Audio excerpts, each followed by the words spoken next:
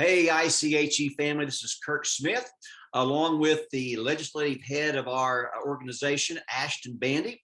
And we are continuing our Digital Cherry Pie Day, which is really more like a month.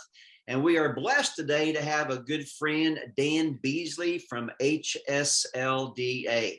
He is our representative. He represents several states here in the Midwest for HSLDA. If you don't know who HSLDA is, it's Homeschool Legal Defense Association. ICHE really promotes them because they do a great job representing us and giving us legal counsel here in Illinois and abroad. So, Dan, thanks for joining us today. Thanks so much for having me. It's really a joy to be with you. I had the pleasure of meeting Dan, I think, last September at the national conference in Cincinnati. We ate supper together, and several of the board members from ICHE were there. We had a real hoot, didn't we, Dan? I mean, we just laughed, and I was crying. I was laughing so hard. So Dan's a fun time. That's right. Dan's a great fit for ICHE because he has a lot of Midwestern roots. Dan, you want to share where you're from and kind of your story? Sure. Yeah, I grew up in Omaha, Nebraska. So in the Midwest. My wife's from Seward, Nebraska, about an hour and a half west of where I grew up, from a small town. And we were in private practice for about 4 years in Wisconsin, Milwaukee, Wisconsin. In between, when I finished law school, I was working at HSLDA, and so I was already out here on the East Coast, and that's when we moved to Wisconsin. So we kind of bounced back and forth between the Midwest and East Coast like a ping pong ball. But we drove that I-88, that Ronald Reagan Memorial Tollway. We've driven that numerous times from when we were in Wisconsin, driving back to Nebraska to visit family. So we've got a lot of experience in the Midwest. Love the Midwest. Love the people there in the Midwest, and enjoying my time here on the East Coast as well. Yes, and for those of you who know your history, Dan lives in Harper's Ferry. And so we had a chance to visit there last August. My sons and I did. We should have gotten together, Dan, and had pizza or something. But it's a beautiful area where he's from. So we're so glad he's joining us today and to give us more of a legislative approach to Cherry Pie Day. So, Dan, just out of curiosity, what motivated you to join HSLDA well over 10 years ago? Yeah, well, I mean, I was homeschooled kindergarten through 12th grade, so I had that experience. I really valued my homeschooling experience. I appreciated not only the education, but the character that my parents were able to teach me at home, and some of the unique opportunities that I had starting a business in high school, for example. Just really enjoyed that experience. And growing up, I was aware of HSLDA and really appreciated the work that they did to secure the liberty of parents to educate their children at home. And so when I started law school, I was thinking, boy, it'd be a great opportunity to work with HSLDA and advance homeschool policy and advance homeschool freedom for other families. And another thing I really enjoy about working at HSLDA is the fact that I can assist individual families, but also advance a cause that I believe in and advance liberty. So when I was in private practice, I enjoyed working with, clients. But I felt a little more disconnected from some of the broader implications, and so that I like being able to work for a cause that I believe in while assisting individual families. And my wife and I are homeschooling our 5 children, and so we're right in the thick of it with many of you. One other connection I have actually to Illinois is I'm a graduate of Moody Bible Institute. I have a Master of Arts degree from Moody, so that's one of the connection. And we enjoy teaching our kids the academics, but also teaching them in the wisdom and admonition of the Lord, teaching them from the scriptures. That's great. Yeah, and even as Kirk said earlier, really appreciate you joining us today, Dan, and kind of telling us a little about your story. And we were even talking a few minutes ago, kind of where we came from, and it's neat to even see how the world just gets a little bit smaller, because you were saying that you and your wife are from Omaha area as well. My wife is from that same general area, and so it's neat to kind of see the world just get a little bit smaller and really get to know you today. And so really appreciate, just as Kirk said, all the work that you're putting in there at HSLDA and really how you're advocating for homeschool rights. And over the last couple of years, we've seen quite a bit of an influx with homeschooling, especially due to COVID-19 and how that's kind of brought the spotlight to the homeschooling movement itself. And so, kind of over the last couple of years, and even maybe more recently, have you seen any potential legal manifestations that we should be aware of as homeschoolers here in the state of Illinois? Great question. Maybe you've heard the saying, you're only taking flack if you're over the target. That was true of the bombers flying in to their destinations, to their targets in World War II. They knew a lack of flak wasn't necessarily a good sign. They may be lost. They may be in the wrong place. And homeschoolers are certainly feeling that as parents look for more information on homeschooling. We see a lot of growth in the homeschooling community, not only in Illinois, but across the country. But we also see how homeschooling has become more of a part of the national discourse. Pundits are weighing in on homeschooling and sharing their thoughts. And now legislators are talking about homeschooling. It's a big issue in the national discourse. And one of the reasons is because of the growth that you mentioned. It's easy to kind of ignore 3 to 4% of the population, student population, which is where homeschooling has been for the last, several years. But in the wake of COVID-19, we've seen that number spike to up to probably around more like 10% of the student population. So when homeschooling doubles, maybe even triples, you can understand there's going to be more attention given to homeschooling. And some of it's good, but it's not all good because there are those who are ideologically opposed to homeschooling, those like Harvard professor Elizabeth Bartholet and others who think the way that she does it. There's just an ideological divide. Someone who thinks that that parents only have the right to rear their children or to care for and nurture their children because the state has conferred parenthood upon them. That's one view that's 100% opposite of the way we view parental rights. And thankfully, we think that our history was founded on this idea of liberty and government being instituted to secure the liberty of the individual, to recognize God-given rights. So as parents, you have the right and the liberty, the freedom, really the responsibility to care for, to nurture, to raise your children, to educate your children. That's a liberty that comes from God and is recognized by government. But there are those who disagree with that. And then, of course, we've got proponents for more regulation, people that say, well, homeschooling, I can see where it can work, but we need to keep tabs on these homeschoolers. We need more regulation to make sure they're doing a good job and to make sure kids aren't slipping through the cracks. And we just need more regulation, and they're turning to government for the answer. And of course, that restricts the liberty of everyone. And so we're here to go to bat for freedom, to go to bat for you as parents to be able to teach your children. We know that you're homeschooling because you want what's best for your child. And so we want to defend that. And then, of course, we have some friends who would like to use government to help homeschoolers. And some of these proposals are well-meaning, and there's some good things about many of them, but the devil's in the details. Some of them go too far, we think. And, when the government starts funding homeschooling directly, for example, it's only a matter of time before strings attach and before regulation becomes common.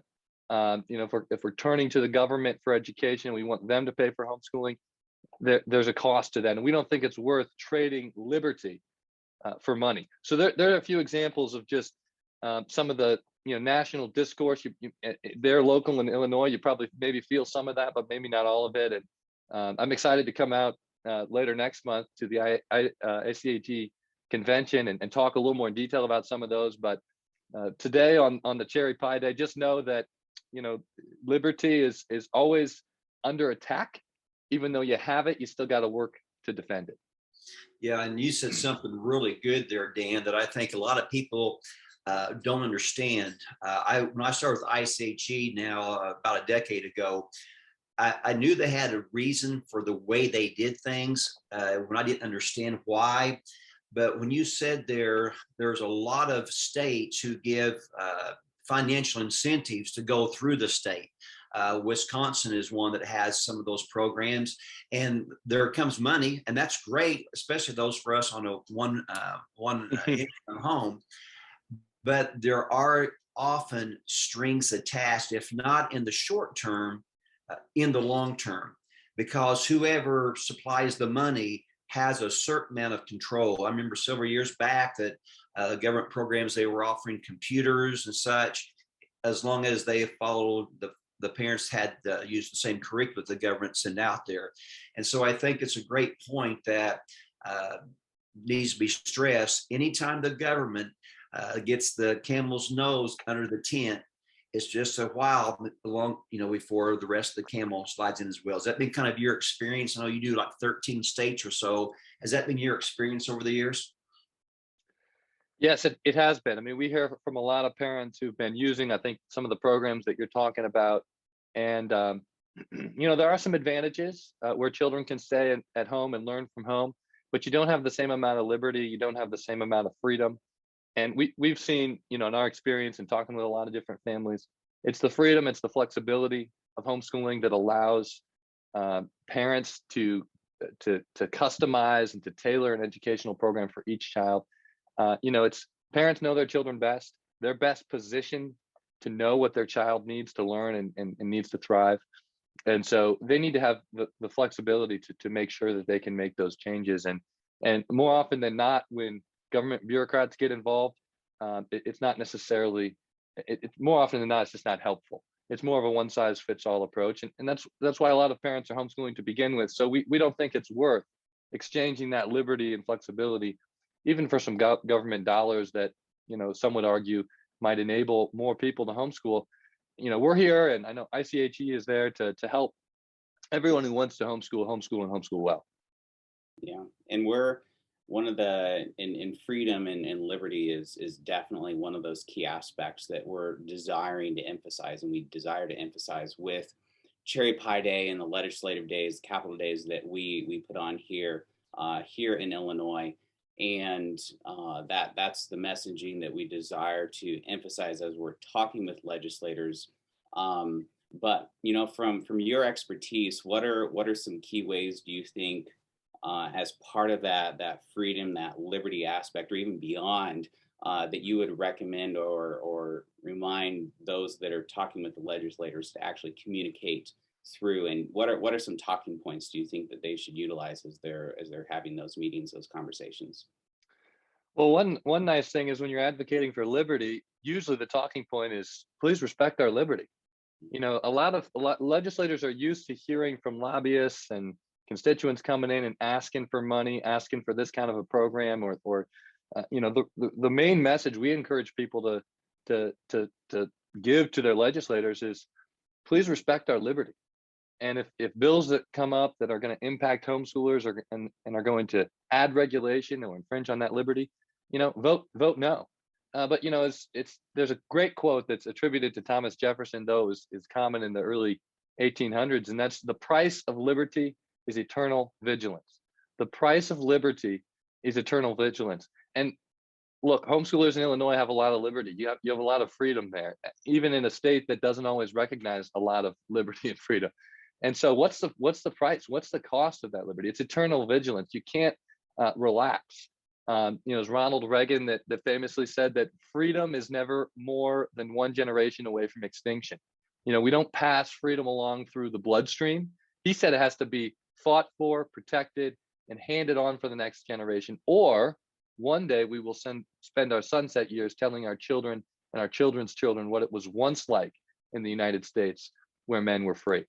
And so some people think of HSLDA as an organization that did a lot of good work back in the day when there were more legal battles specifically over the legality to homeschool. But what our founders have realized, and what still holds true, is that the price of freedom, the price of liberty, is eternal vigilance. So we've got to keep up the work, or freedom will eventually be taken away. I mean, a couple of specific things too. So that's the main message. If you're saying, what's the message we should give to our legislators? Thank them for their service and ask them to continue to preserve freedom. And if you're already there, if you're thinking about going to Cherry Day, or if you don't have a relationship, one of the most effective ways that you can preserve freedom is just, number one, find out who. I'll give you 3 simple steps. Number one, find out who your legislator is. Right? Most people don't actually know that. So just find out who they are. You can go to the state legislature's website. You can actually go to our website, punch in your address in our legislative advocacy center, and it'll show you who your state elected officials are. And then reach out to them. And if you're at the Capitol, if you have the opportunity to go down there, set up a meeting or just do it virtually. But let them, meet them, introduce yourself, because the most effective tool for advocacy is relationship. And it's why I love the Cherry Pie Day, is because what better way to build a relationship than to give a legislature a slice of good cherry pie? I mean, it's just wonderful, and that builds a relationship. Because here's one of the great threats, is that there is a narrative that has been created in the national media about homeschooling, and it's actually built on essentially a lie. It's built on stereotypes, things that aren't true. Every time there's a negative story about homeschooling, here's this narrative where homeschooling is this dark practice where children are missing out on important education, and homeschoolers are often painted in a negative light. It's just not true. But if legislators if that's all they know about homeschooling, if a bill comes across their desk and all they know is what they've read in the national media about homeschooling, that's not good. But if they know a couple of homeschooling families, and they know, these children, even if they've seen them, they talked with them, they're going to have a different perspective. And so it's really the truth that sets us free and helps us maintain liberty. If you have the opportunity, I encourage you just to find step one. I should get through my three.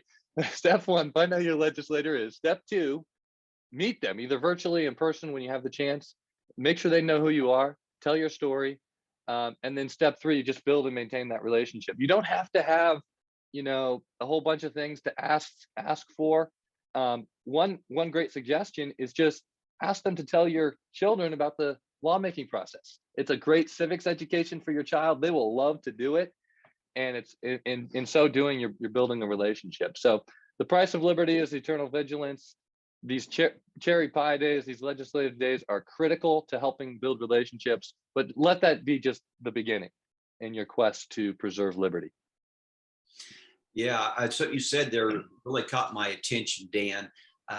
Eternal vigilance, we assume that everybody knows our history.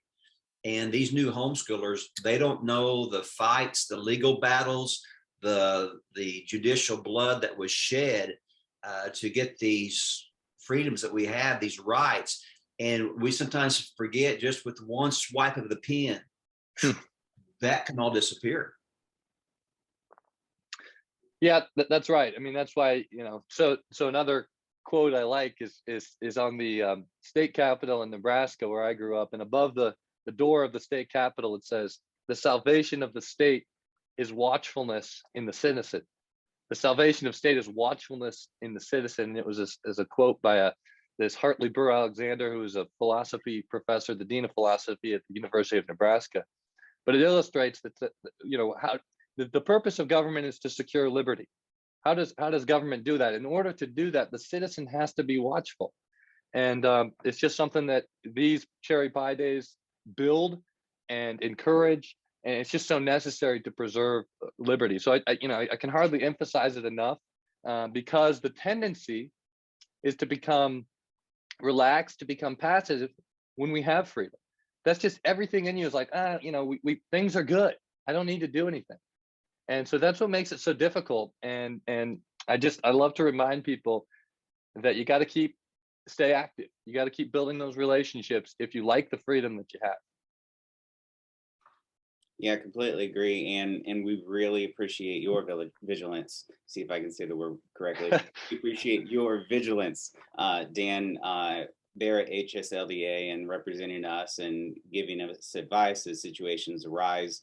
And that's one of the key functions that we desire to do here with the Legislative Task Force and ICHE broadly, is to really be vigilant for homeschoolers here alongside you and with you there at HSLDA, to help protect those rights as homeschoolers here in the state of Illinois. And so, yeah, some of those key elements that we really desire for LTF, for homeschoolers, is nurturing their aspects there as they desire to disciple their children, advance the gospel through what we're doing, preserve the rights that we have here in the state of Illinois, and then, of course, taking all that into account, aligning it with biblical doctrine, with how we're actually homeschooling our children. But we can only do so much here, and it's why we really appreciate people like you, Dan, with what you're doing there at HSLDA, even more broadly, homeschoolers across the state of Illinois. It's a collective effort with what we're doing here in homeschooling our children and truly desiring to disciple them in the nurture and admonition of the Lord. So yeah, I really appreciate what you're doing there, sir. Well, it's a symbiotic relationship. You know, we have certain national expertise that's very valuable at times, but we couldn't do what we do without having local relationships, without working with state organizations like ICHE. I mean, having the boots on the ground, having those relationships, like I said, they're invaluable. It's like on the legal side. You know, we almost always work with local counsel if we actually have a case where we've got to go to court. We're working with local counsel because, you know, a good lawyer knows the law, a great lawyer knows the judge, you know, and so you got that local relationship, you know, familiarity with the local practice, and then we bring a national expertise to homeschooling because this is our bread and butter. This is what we do, right? We do know homeschooling. We know the legal requirements, how it works, the arguments that are effective, and so it's a symbiotic relationship. We work, you know, well with you guys, and you know, it's just a joy to be able to labor with you in pursuit of liberty and maintaining the freedom that homeschoolers have in Illinois. So thanks so much for having me on. Well, thank you, Dan, for joining us. And again, if you have been encouraged by Dan's thoughts, as I have, he'll be coming to speak at the ISHE conference at Olivet Nazarene University in Bourbonnais, Illinois, May the 19th through the 21st. A lot of things go on. If you're new to homeschooling and you're the recipient of those who've walked before you, HSLDA, ICHE, we also serve with an ad hoc organization with several other homeschooling groups here in Illinois. And all this happens to provide you with protection and, Lord willing, our kids, grandkids, and great grandkids as well. So Dan, thanks again for joining us. And Lord willing, we'll see you just at a couple of weeks in Bourbonnais. Sounds great. Thanks again for having me. Thank you. Ashton, any last words in wrapping up? I think this was great. I really appreciate the ministry that Dan's doing there at HSLDA and advocating for our rights as homeschoolers and really helping us propel forward to the future. And like you said, having our children, our grandchildren, our great-grandchildren, and really seeing the Lord work through each of those generations and doing it together as disciples of Christ. And so, yeah, really appreciate you being on here with us, Dan, and look forward to continuing to get to know you, sir, in the future.